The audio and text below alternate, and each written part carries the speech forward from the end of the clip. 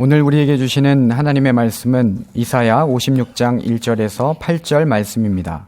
여호와께서 이와 같이 말씀하시기를 너희는 정의를 지키며 의를 행하라. 이는 나의 구원이 가까이 왔고 나의 공의가 나타날 것임이라 하셨도다.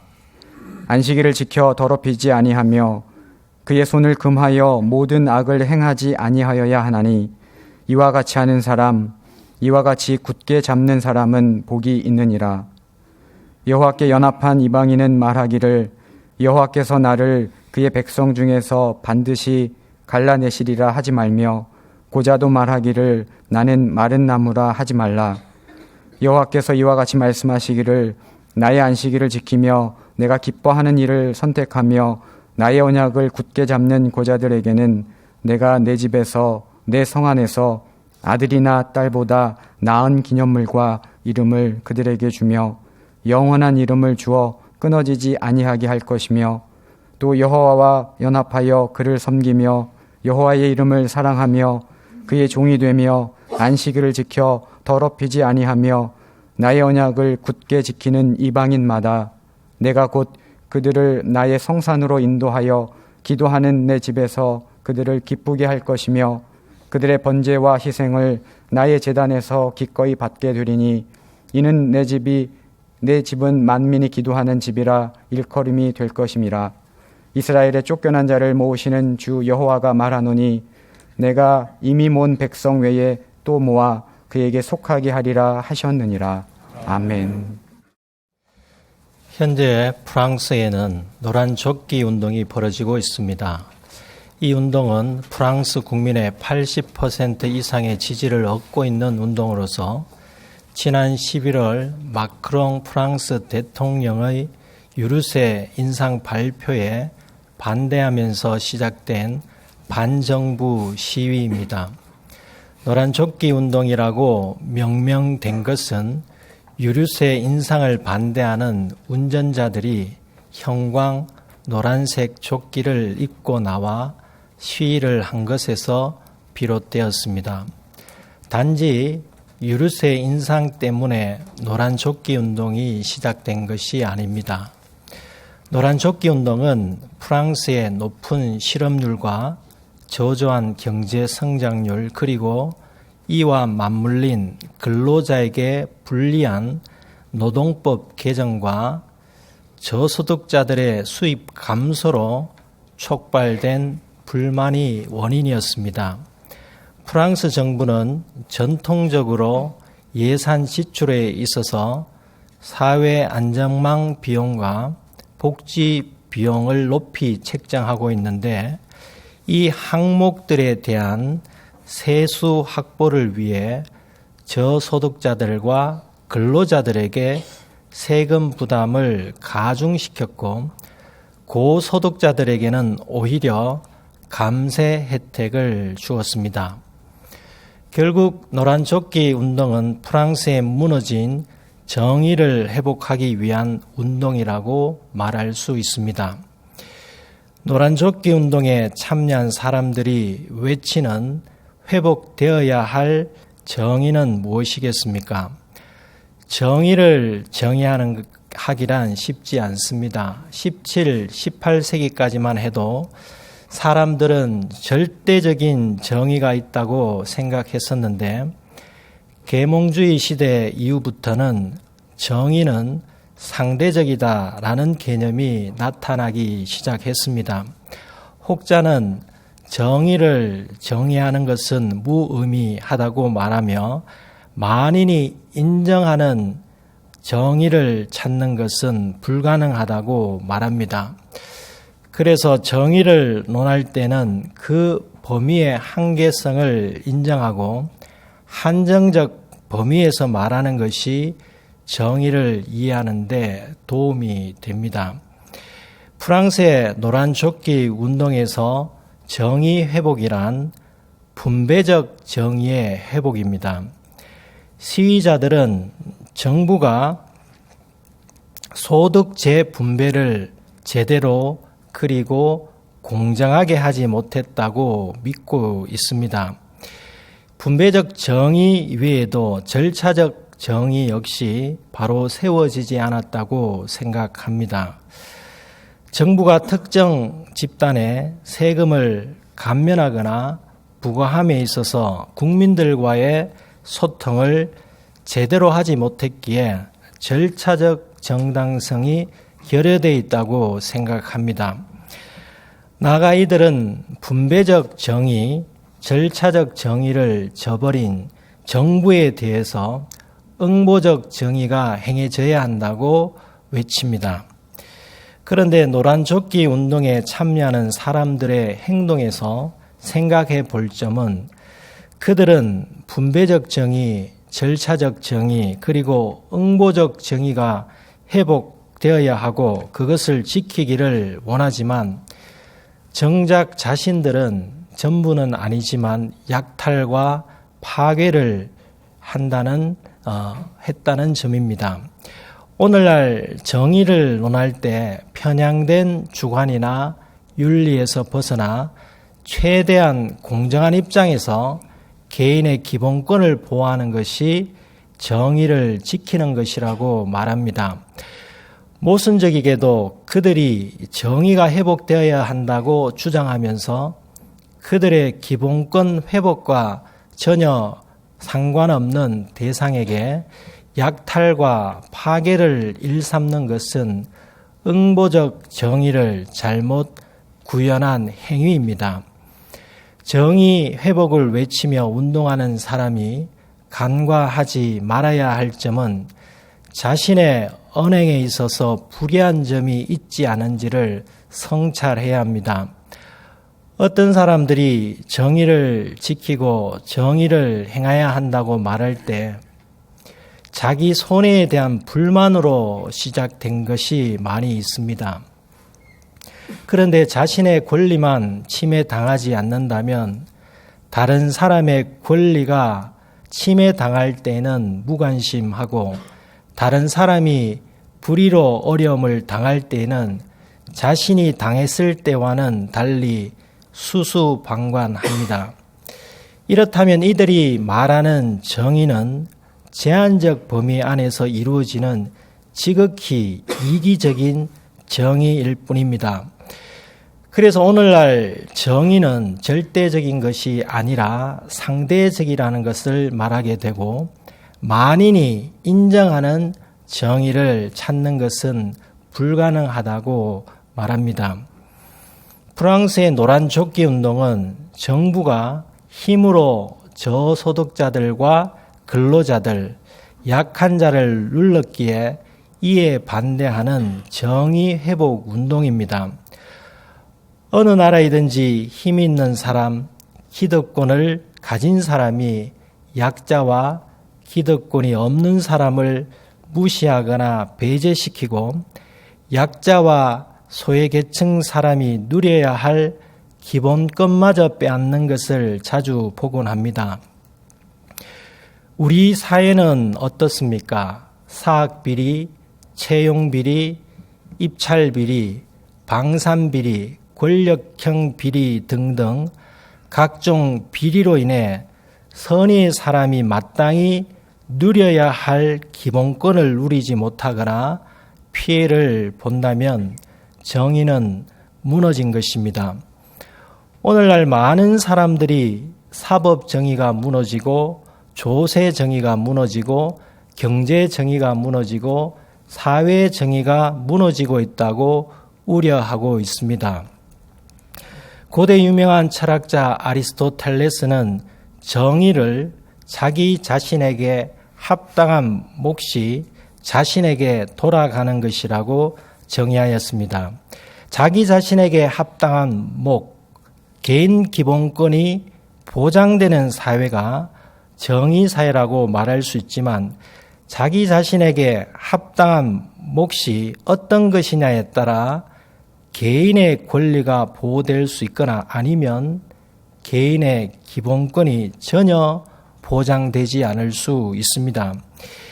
이 세상에서 정의를 어떻게 정의하든 상대적이고 제한적일 수밖에 없고 설령 절대적 정의가 세워진다고 할지라도 그 정의를 외면하는 사람들의 횡포가 있다면 개인의 기본권은 보호받지 못하고 피해자는 사라지지 않을 것입니다. 우리가 잊지 말아야 할 점은 정의를 저버린 사람은 정치, 경제, 사회적으로 큰 힘을 가진 사람들만이 아닙니다. 정의를 무너뜨리는 주체가 평범한 사람일 수도 있습니다. 상대적으로 우월적 위치에 있는 사람이 상대적으로 열세에 있는 사람에 대하여 불의를 행한다면 정의는 지켜지지 않는 것입니다.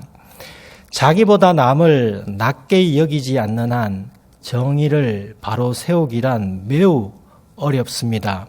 자기보다 남을 낮게 여길 수 있으려면 하나님의 말씀을 마음에 새겨야 합니다.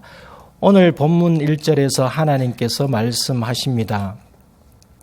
여호와께서 이와 같이 말씀하시기를 너희는 정의를 지키며 의를 행하라. 이는 나의 구원이 가까이 왔고 나의 공의가 나타날 것임이라 하셨도다. 하나님께서는 지금으로부터 약 2700년 전에 이사야 선지자를 통해서 말씀하셨습니다. 너희는 정의를 지키며 의를 행하라. 여기서 너희는 누구이겠습니까? 당시 이스라엘 사람이겠습니까? 아니면 이스라엘을 학대하는 강대국 사람이겠습니까? 아니면 남유다 왕을 비롯한 정치 권력자들이겠습니까? 너희로 분명히 말할 수 있는 사람은 정의를 지키지 않고 의를 행하지 않는 사람입니다. 정의를 지키지 않는 사람은 약 2700년 전 남유다의 정치 권력자들이나 오늘날 프랑스의 노란조끼 운동을 촉발한 권력자들에게만 해당되지 않습니다. 그리고 우리나라 정치, 경제, 사회적 강자들만도 아닙니다.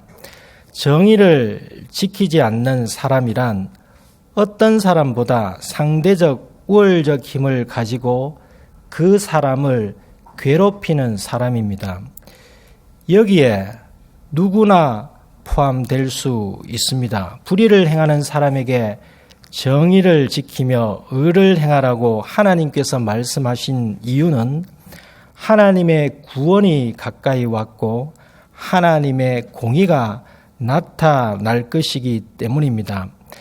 하나님의 구원의 때와 하나님의 공의가 나타날 때에는 피해자들에게는 회복이 있고 불의한 사람들에게는 심판이 있습니다. 1절에서 말하는 정의는 히브리어 미스파트를, 의는 히브리어 제데크를 번역한 것으로 학계에서는 제데크를 기초정의로 미스파트를 교종정의라고 구분하기도 합니다. 미스파트는 개역개정 한글 성경에는 규례로 많이 번역되어 있습니다. 제데크와 미스파트 단어는 구약 성경에서 동사형과 파생형 명사를 포함해서 약 500여 회 사용되었습니다. 이 두 단어를 간단하게 구분하는 것은 쉽지 않습니다. 용례에 따라 분리해서 이해할 필요가 있으나 대체적으로는 두 개를 통합해서 정의로 이해해도 무방합니다. 그런데 여기서 생각해 볼 점이 있습니다. 하나님의 정의는 이 시대에 우리가 부르짖는 정의와는 다른 점이 있습니다. 이기적이고 상대적이고 제한적이지 않습니다. 하나님의 정의는 시대가 변해도 장소가 달라도 변하지 않습니다. 하나님의 정의는 공의입니다. 하나님의 정의는 이념과 가치 기준에 따라 변하는 가변적이지 않는 절대적이고 완전한 정의입니다. 그러므로 우리는 하나님의 구원이 가까이 왔고 하나님의 심판의 때가 올 것임을 기억하며 언제 하나님 앞에 서게 될지 모른다는 마음으로 하나님의 정의를 지키며 바르게 살아야 합니다. 그렇다면 하나님께서 정의를 지키고 행하라고 말씀하실 때 사람들이 무엇을 지키지 못하고 있기 때문이겠습니까? 2절에 있습니다. 안식일을 지켜 더럽히지 아니하며 그의 손을 금하여 모든 악을 행하지 아니하여야 하나니 이와 같이 하는 사람, 이와 같이 굳게 잡는 사람은 복이 있느니라. 하나님의 정의를 지키기 위해 행하여야 할 두 가지는 안식일을 지켜 더럽히지 아니하는 것이고 손을 금하여 모든 악을 행하지 아니하는 것입니다. 하나님께서 정하신 규례를 지키고 행하는 사람은 하나님의 말씀으로 사는 사람입니다. 하나님께서 정하신 규례, 미스파트에는 안식일을 지키라는 것이 포함되어 있습니다. 안식일은 우리가 잘 알다시피 오늘날에는 주일입니다. 이 날은 세속적 가치관과 세상 시스템의 생체 리듬에서 벗어나 하나님의 통치 아래 있음을 재확인하고 여호와를 하나님으로 인정하며 예배하는 날입니다.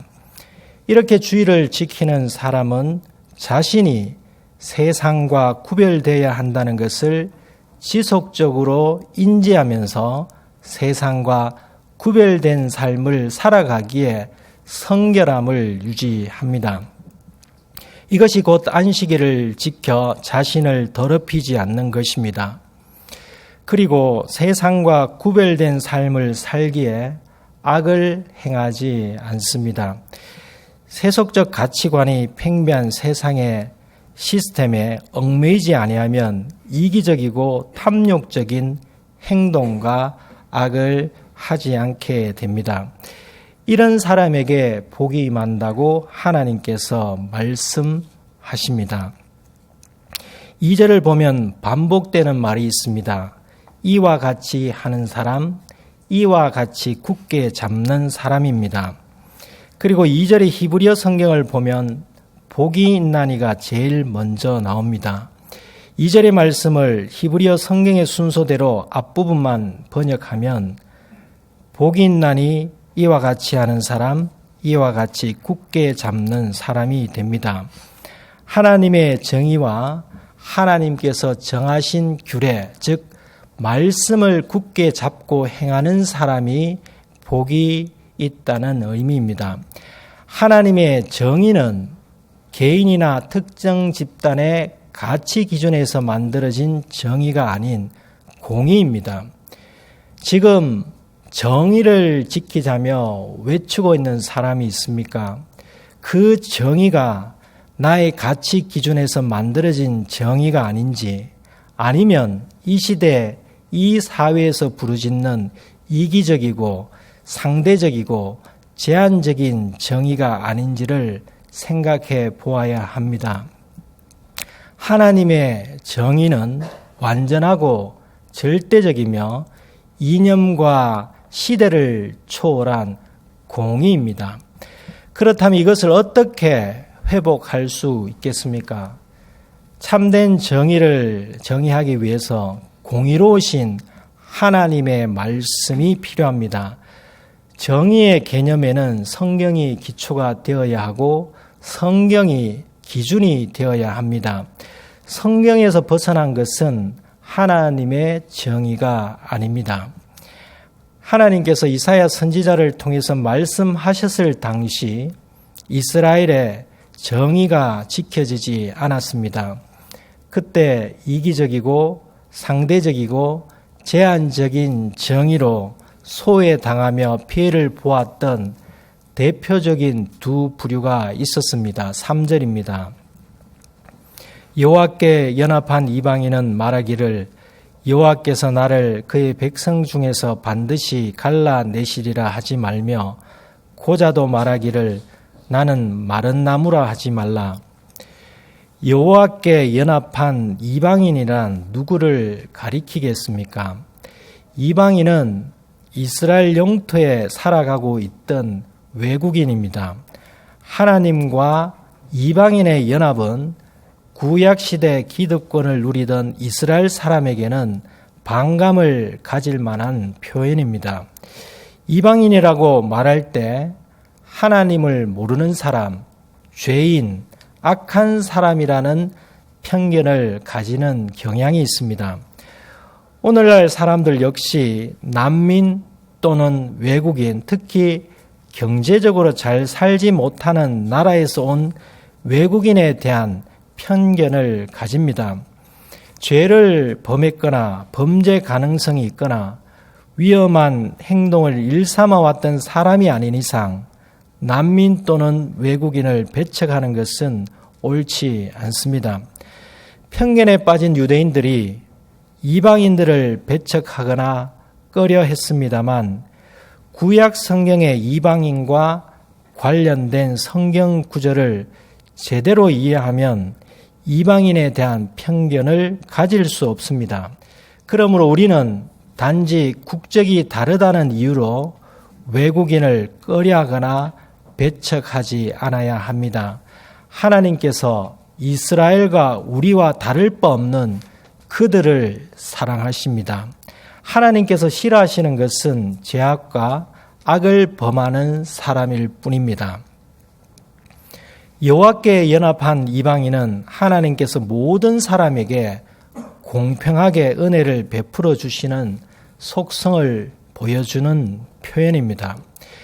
이스라엘 영토에 속해 있는 이방인들 중 여호와를 하나님으로 인정하고 신앙하는 이방인은 자격지심에 빠지지 말라고 말씀하십니다.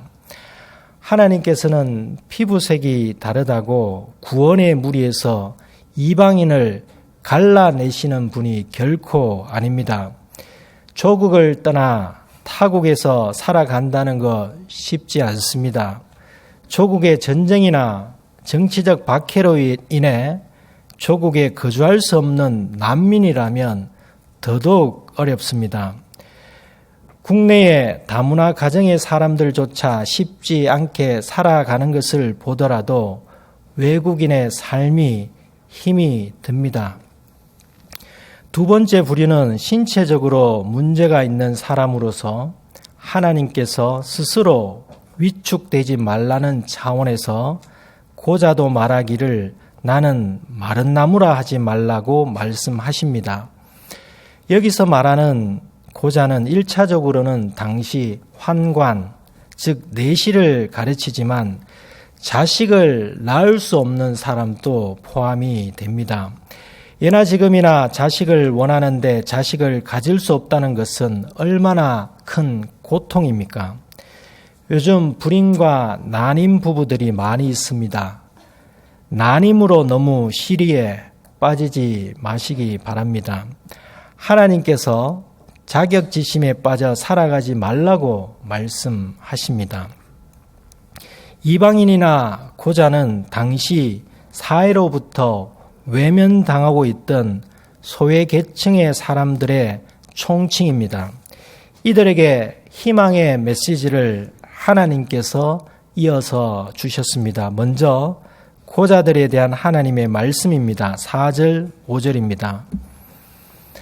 여호와께서 이와 같이 말씀하시기를 나의 안식일을 지키며 내가 기뻐하는 일을 선택하며 나의 언약을 굳게 잡는 고자들에게는 내가 내 집에서 내 성 안에서 아들이나 딸보다 나은 기념물과 이름을 그들에게 주며 영원한 이름을 주어 끊어지지 아니하게 할 것이며 고자들은 신체적 문제로 인해 자식을 가질 수 없는 사람이지만 고자는 이스라엘 사람으로서 소외받는 계층에 속합니다.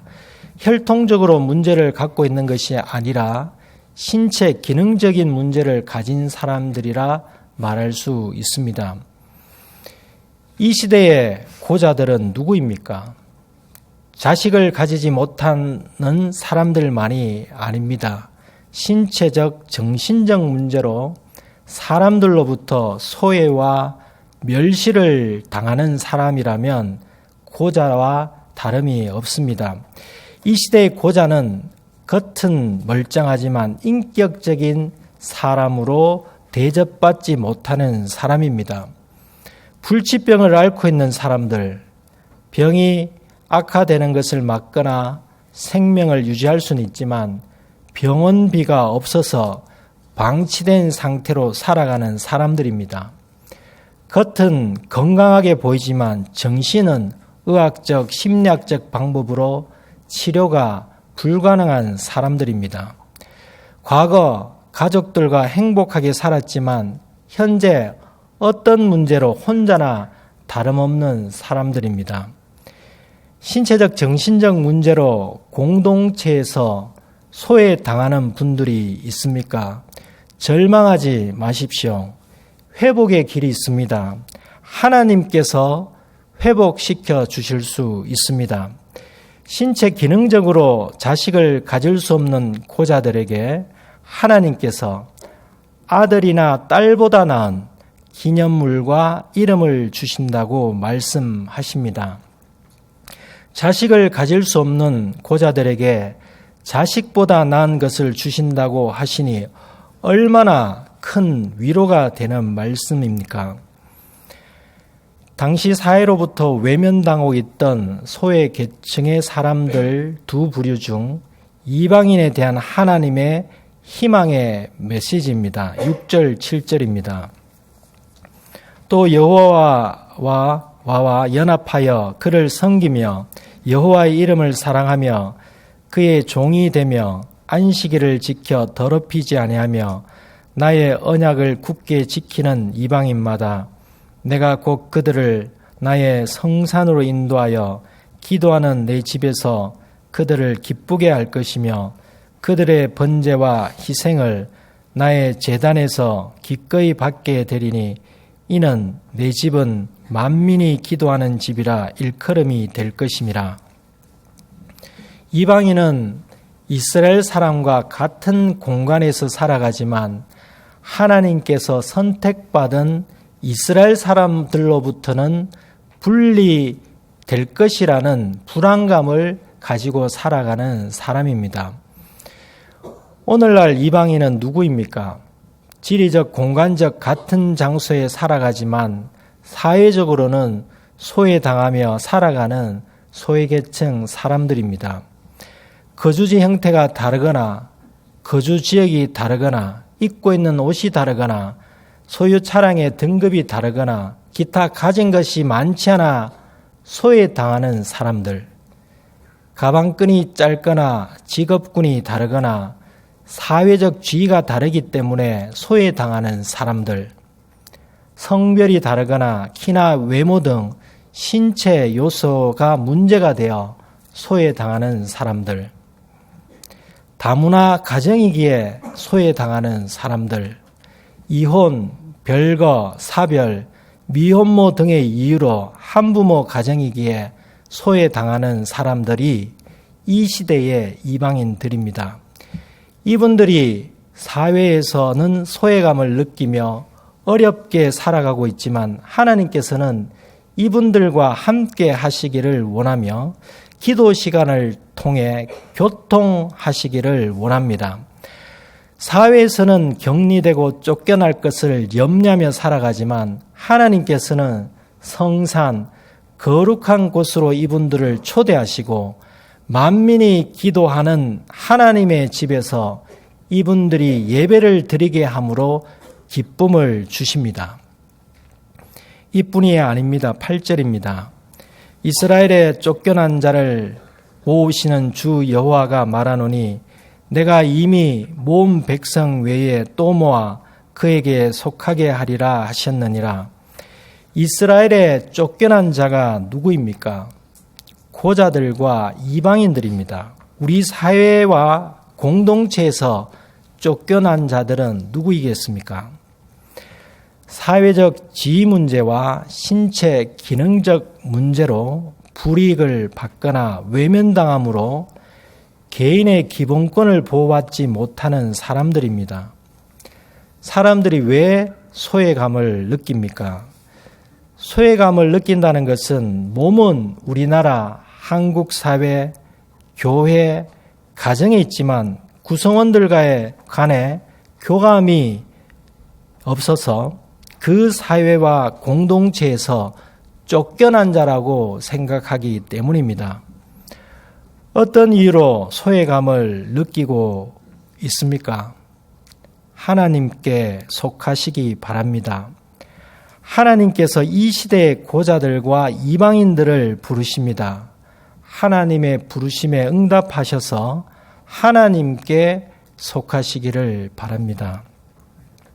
하나님께 속하기 위해서 부르심에 응답하는 것도 필요하지만 선행되어야 할 중요한 실천상 두 가지가 있습니다. 흥미로운 점은 이 두 가지는 불의한 자들에게도 하나님께서 주셨던 말씀입니다. 고자들과 이방인들에게 4절과 6절에서 각각 말씀하십니다.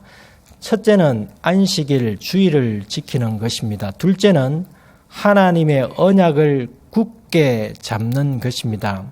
사실 이 두 개는 별개가 아닙니다. 주일을 지켜 더럽히지 않는 사람은 하나님의 명령, 하나님의 말씀을 굳게 잡는 사람입니다. 하나님께서 정하신 날을 거룩하신 하나님의 말씀에 순종하며 지키면 주일을 더럽히지 않는 것입니다. 우리가 주일을 지키면 주일을 정하신 하나님께서 우리를 지켜주십니다. 주일을 지키는 것은 예배를 통하여 죄로 물든 자아를 죽이고 이기적이고 탐욕적인 자아를 죽이는 자기 부인을 이루는 것입니다. 그러기 위해서는 주일은 다른 날들과는 구별되게 살아야 합니다. 1시간 예배 시간에 참석하는 것은 주일을 지키는 것이 아닙니다. 봉사를 하며 성도들과 교제하고 세속적인 가치관에서 자신을 지키고 하나님의 능력을 힘입어 악을 행하지 않고 자신을 더럽히지 않는 것이 주일을 지키는 것입니다. 나아가 주일의 확장을 이루어야 합니다. 예배의 생활의 예배화를 이루어 그리스도인의 사명과 책임을 다하는 것이 곧 하나님의 언약, 영원한 생명의 말씀을 굳게 잡는 사람이 되는 것입니다. 오늘은 주님의 성탄을 기리고 다시 오심을 대망하는 대림절 넷째 주일입니다. 2000년 전 참된 정의를 찾아보기 어려운 이 세상에 불의로 인해 인간의 기본권조차 누리지 못하며 괴로워하는 약자와 소외계층 사람들을 살리시기 위해 예수님께서 이 땅에 오셨습니다. 오늘날까지 영으로 살아 계셔서 변함없이 약자와 소외계층의 사람들을 살리기 원하십니다. 주님은 그들에게 하나님의 구원의 길을 열어주셨고 하나님의 공의가 무엇인지를 나타내셨습니다. 우리는 하나님께 예배드리며 구별된 삶으로 주일을 지키고 영원하신 생명의 말씀이신 주님을 굳게 잡으십시다. 날마다 아들과 딸보다 나은 기념물과 영원한 이름이 되시는 구원자 예수 그리스도로 인해 기쁨을 누리십시다. 만민이 기도하는 집인 주님의 몸된 교회에서 하나님께 기도함으로 하나님과 교통하는 은혜를 누리십시다.